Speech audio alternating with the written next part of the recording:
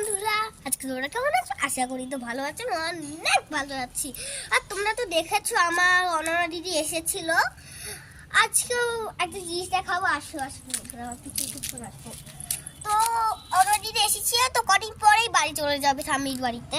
তাই জন্য আমার সব থেকে প্রিয় স্ট্রবেরিটা আমি ওকে দিয়ে দিয়েছি, অংশুকে দিয়ে দিয়েছি আমার প্রিয় স্ট্রবেরিটা। সেটা অনেক পেকেছিল, সেটা আমি পুরো দিয়ে দিয়েছি। আর দেখো এখান মানে এরকম উঠবে না, সেমন কথা নয়, এরকম উঠবে, কিন্তু এখন অনেক দেরি। তার মধ্যে দেখো তবে কি হয়ে যাচ্ছে। দেখো ছোট ছোট স্ট্রবেরি আর একটা আছে, সব এই যে ফুল ফুটছে, এই যে এখানটা উঠছে। ভালো লেগেছে বন্ধু, তোমরা অবশ্যই জানাবে।